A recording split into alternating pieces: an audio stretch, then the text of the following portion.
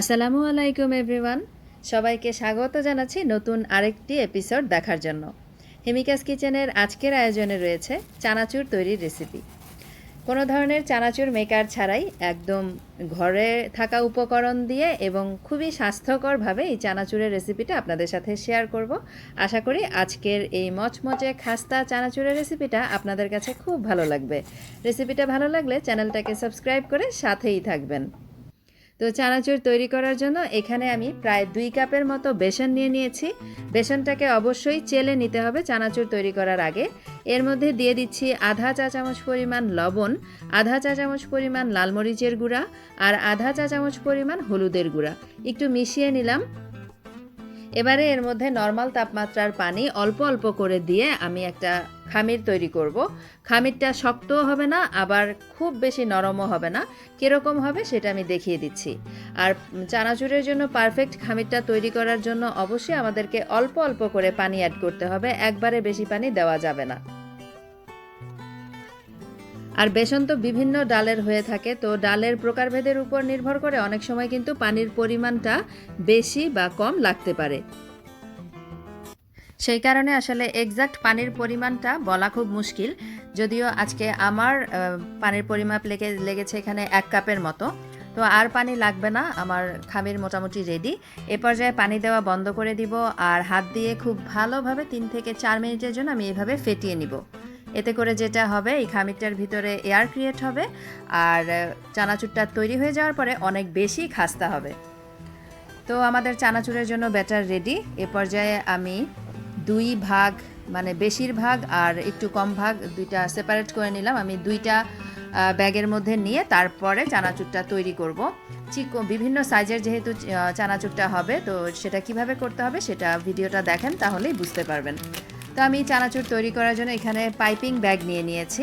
আপনাদের কাছে piping bag না থাকলে আপনারা জিপলক ব্যাগ ব্যবহার করতে পারবেন।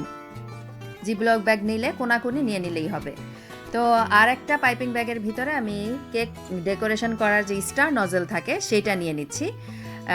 আর এইটা দিয়ে আমি চানাচুরের মধ্যে সব থেকে মোটা যেই চানাচুরগুলো থাকে সেগুলো কিন্তু একটু ডিজাইন করা থাকে, সেই ডিজাইনটা করার জন্য আমি নজলটা ব্যবহার করছি। তবে আপনাদের কাছে না থাকলে এই পার্টটা আপনারা বাদ দিতে পারেন। আমি নজল ছাড়া যেভাবে পাইপিং ব্যাগের ভিতরে দিয়ে চানাচুরটা তৈরি করব, আপনারা সেই প্রসেসটা ফলো করলেই হবে। এবারে আমি বেশি অংশটা পাইপিং ব্যাগের মধ্যে নিয়ে নিচ্ছি।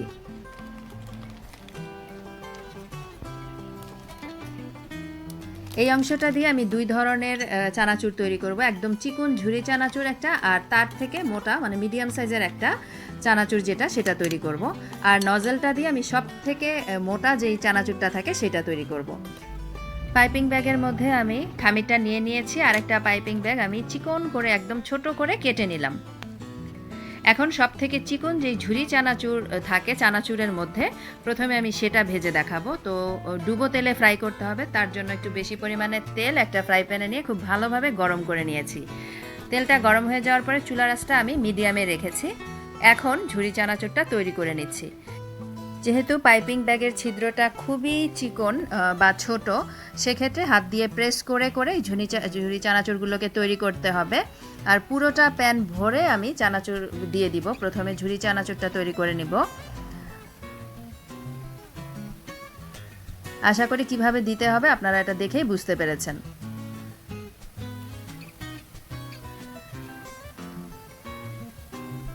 একটু সময় নিয়ে চানাচুরগুলোকে ফ্রাই করতে হবে, তাহলে যেটা হবে দীর্ঘদিন পর্যন্ত এই চানাচুরগুলো কিন্তু মুচমুচে থাকবে। চুলার আঁচ যদি হাই হিটে রেখে ঝটপট চানাচুরগুলো ভেজে তুলে ফেলা হয়, তাহলে কিন্তু মুচমুচে থাকবে না, বেশি দিন পর্যন্ত নরম হয়ে যাবে। ভেজে তোলার একটু পরেই দেখা যাবে যে নরম হয়ে গেছে। তাই একটু সময় নিয়ে চুলার আঁচটাকে খেয়াল করে রেখে চানাচুরগুলো ফ্রাই করতে হবে। কিছুক্ষণ পরে চানাচুরটা দিতে দিতেই দেখা যাবে যে এটা একটু শক্ত হয়ে এসেছে আর কালারটাও একটু ব্রাউনিশ হয়ে গেছে। সে পর্যায়ে এগুলোকে উল্টে দিতে হবে। যদিও এই ঝুরি চানাচুরটা তৈরি হতে খুব সময় লাগবে না, 2 থেকে 3 মিনিটেই হয়ে যাবে। তো আমি তুলে নিয়েছি। এখন পাইপিং ব্যাগটার মাথাটা আমি আরেকটু বড় করে কেটে নিলাম। এখন মিডিয়াম সাইজের যেই চানাচুরটা থাকে সেটা আমি তৈরি করে নিচ্ছি।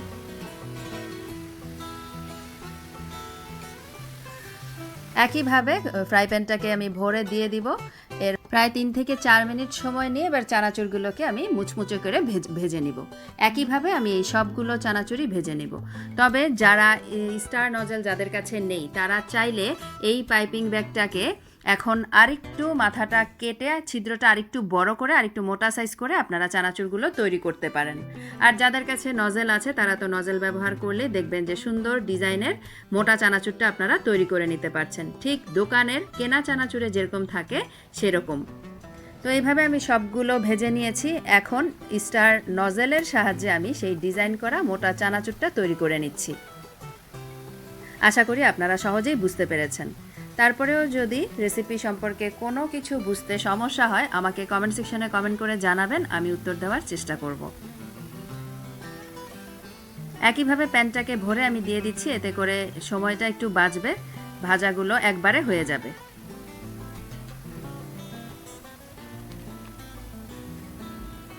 আর যেহেতু তুলনামূলক এই চানাচুরগুলো একটু মোটা তাই সময়টাও কিন্তু একটু বেশি লাগবে, মানে 4 থেকে 5 মিনিট সময় ধরে ভেজে নিতে হবে। আর চুলার আঁচটা পুরোটার সময় মিডিয়ামে ছিল, হাইতে রাখা যাবে না, তাহলে দেখা যাবে ঝটপট কালার চলে আসবে, তাহলে কিন্তু আবার পুড়ে যাবে, কিন্তু আবার সঠিকভাবে ভাজা হবে না, তাহলে দেখা যাবে যে দীর্ঘদিন পর্যন্ত আপনারা রেখে খেতে পারছেন না, চানাচুরটা মুচমুচে থাকবে না, নরম হয়ে যাবে। আর এইভাবে একটু সময় নিয়ে ভেজে তুলে নিলে দেখা যাবে 2 থেকে 3 মাস পর্যন্ত এয়ারটাইট বয়ামে ভরে রেখে আপনারা সংরক্ষণ করে চানাচুরটাকে খেতে পারবেন, একদম ক্রিস্পি আর খাস্তা থাকবে। তো সবগুলো চানাচুর তৈরি হয়ে গেছে। আমি এখন এখানে কিছু বুটের ডাল ভেজে নিব। এই বুটের ডালটাকে আমি 3 ঘন্টার জন্য নর্মাল তাপমাত্রার পানি দিয়ে ভিজিয়ে রেখেছিলাম। এখানে প্রায় মেজারমেন্ট কাপের 1 কাপের মতো বুটের ডাল আছে। অর্ধেকটা আমি তেলের মধ্যে দিয়ে দিলাম প্রথমে, আর বাকি অর্ধেকটার মধ্যে আমি একটু গ্রিন ফুড কালার মিশিয়ে নিলাম। এটা সম্পূর্ণই অপশনাল, আপনারা চাইলে করতে পারেন, না চাইলে নাও করতে পারেন, তবে আমি দেখার সৌন্দর্যের জন্য করছি। আমার কাছে তো এটা বেশ ভালো লাগে, চানাচুরের মধ্যে গ্রিন পিগুলো যখন দেখা যায় খেতে আরও বেশি ভালো লাগে, তাই আমি একটু দিয়ে নিলাম।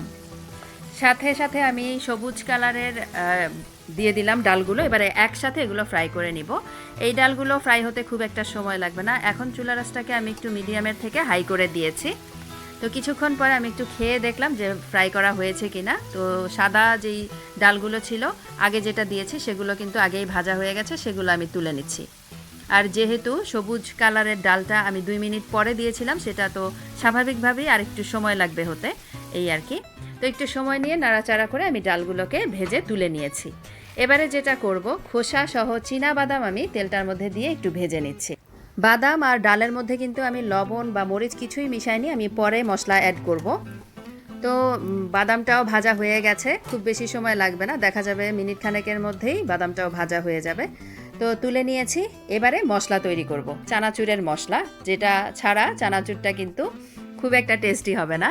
তো তার জন্য আমি 1 চা চামচ পরিমাণ লাল মরিচের গুঁড়া, 1 চা চামচ জিরার গুঁড়া, আধা চা চামচ চাট মশলা, 1 চা চামচ বিট লবণ আর আধা চা চামচ পরিমাণ টেস্টিং সল্ট দিয়ে একসাথে মিশিয়ে নিচ্ছি।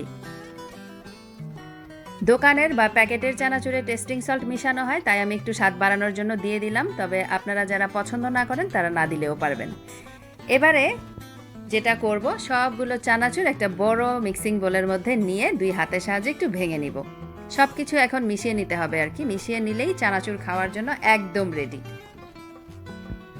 অনেক বেশি ক্রিস্পি আর খাস্তা হয়েছে, খুবই সুস্বাদু হয়েছে চানাচুরটা খেতে। একবার হলেও বাসায় চানাচুর তৈরি করে খেয়ে দেখবেন যে দোকানের চানাচুর আর কিনে খেতে ইচ্ছে করবে না। এটা এতটাই সুস্বাদু আর স্বাস্থ্যকর, কারণ বাইরে আসলে পোড়া তেল দিয়ে ভাজা হয়, অনেক বেশি অস্বাস্থ্যকর পরিবেশে তৈরি করা হয়। সেক্ষেত্রে ঘরে তৈরি জিনিসই সব থেকে বেশি সেফ আসলে সবার জন্যই খাওয়া। সে কারণে একটু কষ্ট হলেও ঘরে তৈরি করে নিলেই নিজের হাতের জিনিস খাওয়ার তৃপ্তিই আলাদা। তো চানাচুরগুলো আমি ভেঙে নিয়েছি, এরপরে বুট আর বাদামটা দিয়ে দিলাম। আর এখানে আমি কিছু আগে থেকেই ভেজে রেখেছিলাম ডাবলি বুট, চটপটির বুট যেটা, সেটাকে সারা রাত পানি দিয়ে ভিজিয়ে রেখে তারপরে আমি একটু রং দিয়ে ভেজে নিয়েছি। তবে একই প্রসেসে আপনারা ভেজে নিতে পারেন। যেহেতু আমি বুটের ডালটা করে দেখিয়েছি তাই মটর ডালটা আর ভেজে দেখালাম না, আপনারা আশা করি বুঝতে পেরেছেন। তো মশলাটাও দিয়ে এবারে 2 হাতের সাহায্যে খুব ভালোভাবে এটাকে নেড়ে চেড়ে মিশিয়ে নেব। এরপরে আপনারা এয়ারটাইট বয়ামের মধ্যে ভরে এটাকে সংরক্ষণ করতে পারবেন 2 থেকে 3 মাসের জন্য। তো এই ছিল আমার আজকের চানাচুরের রেসিপি। আশা করছি দেখেই বুঝতে পেরেছেন যে কতটা পারফেক্ট হয়েছে। এইভাবে করে রেসিপি ট্রাই করবেন, আর ট্রাই করলে আমাকে কমেন্ট সেকশনে কমেন্ট করে জানাবেন এবং ফেসবুক পেজেও আমাকে জানাতে পারেন যে আপনাদেরটা কেমন হলো। তো আজকে এ পর্যন্তই। সবাই খুব বেশি ভালো থাকবেন, আমাদের জন্য দোয়া করবেন। আজকের মতো আল্লাহ হাফিজ।